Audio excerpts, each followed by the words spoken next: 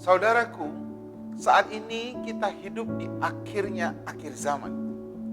Kita hidup di ujungnya akhir zaman.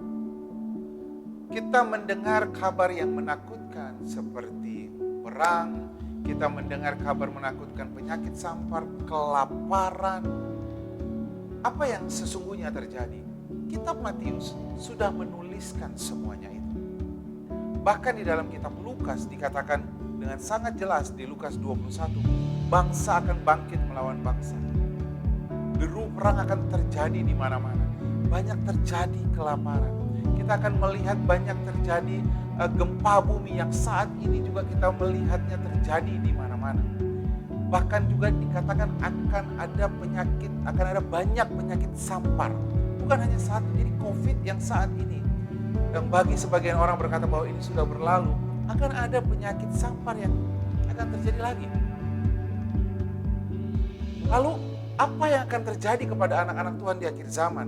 Firman Tuhan katakan dalam Lukas 21 ayat 18, dikatakan, tetapi tidak sehelai pun dari rambut kepalamu akan hilang. Dunia akan mengalami banyak masalah, dunia akan banyak mengalami peperangan, kelaparan, gempa bumi, dan banyak tanda-tanda di langit. Dikatakan firman Tuhan, akan ada pandemi penyakit sampar yang akan terjadi lagi. Tapi firman Tuhan katakan apa? Tidak satu helai pun dari kepalamu, rambut di kepalamu yang akan jatuh. Karena apa? Ini yang terjadi di akhir zaman kepada gereja Tuhan. Yesaya 2 ayat 2 dan 3 berkata, akan terjadi pada hari-hari terakhir. Jadi perhatikan, satu kepada dunia dan satu kepada gereja. Kepada gereja dikatakan, gunung tempat rumah Tuhan akan berdiri tegak di hulu gunung-gunung dan menjulang tinggi di atas bukit-bukit. Segala bangsa akan berduyun-duyun ke sana dan banyak suku bangsa akan pergi serta berkata, mari kita naik ke gunung Tuhan, ke rumah Allah Yakub, supaya Ia mengajarkan kita tentang jalan-jalannya dan supaya kita berjalan menempuhnya. Sebab dari Sion, dari rumah Tuhan, keluar pengajaran firman Tuhan dari Yerusalem. Jadi rumah Tuhan akan menjadi tempat orang berlari. Di sanalah orang akan mendapatkan keselamatan. Mereka akan melihat anak-anak Tuhan, kenapa kamu bisa selamat? Kenapa kamu bisa sehat? Kenapa kamu diberkati? Ketika orang kekurangan, ketika orang sedang sakit, ketika orang tertimpa kemalangan, kenapa anak-anak Tuhan baik-baik saja? Kenapa anak-anak Tuhan bahkan sehelai rambutnya pun tidak jatuh? Karena anak-anak Tuhan sedang ada di rumah Tuhan. Mazmur 91 berkata, yang duduk di dalam lindungan yang maha tinggi. Duduk artinya belajar, yang duduk dalam lindungan yang maha tinggi, dan yang bermalam dalam naungan yang maha kuasa. Bermalam artinya merenungkan firman Tuhan itu.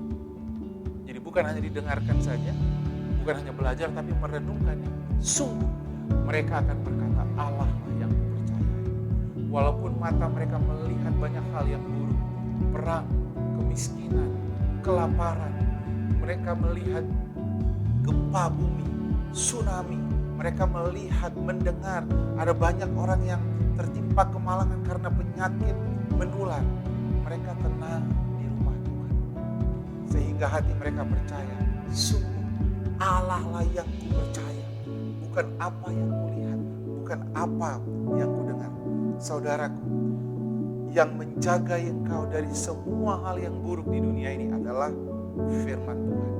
Ketika kau merenungkan firman Tuhan itu dikatakan dalam Yohanes 17 ayat 14 dan 16. Aku memberikan firman-Mu kepada mereka dan dunia membenci mereka karena mereka bukan dari dunia sama seperti aku bukan dari dunia, kata Tuhan Yesus. Aku tidak meminta supaya engkau mengambil mereka dari dunia, tetapi supaya engkau melindungi mereka dari mana yang jahat. Dari yang jahat apa, saudara? Perang, kemiskinan, kelaparan, penyakit sampar, gempa bumi, dan sebagainya, dan sebagainya. Ayat 17, bagaimana caranya?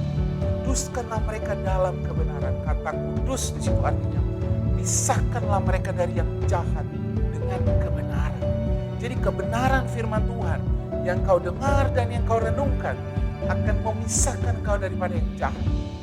Akan memisahkan kau dari malapetaka yang sedang terjadi di akhir zaman ini. Firman-Mu adalah kebenaran. dan aku menguduskan diriku bagimu, bagi mereka, supaya mereka pun dikuduskan di dalam kebenaran. Jadi saudara, ketika engkau sedang merenungkan firman Tuhan, siang dan malam, kau sedang menjagai dirimu, Tuhan sedang menjagai dirimu dari segala yang buruk yang sedang terjadi kepada dunia ini.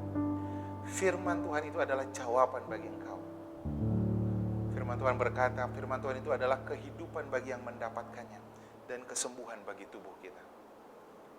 Tuhan memberkati kita.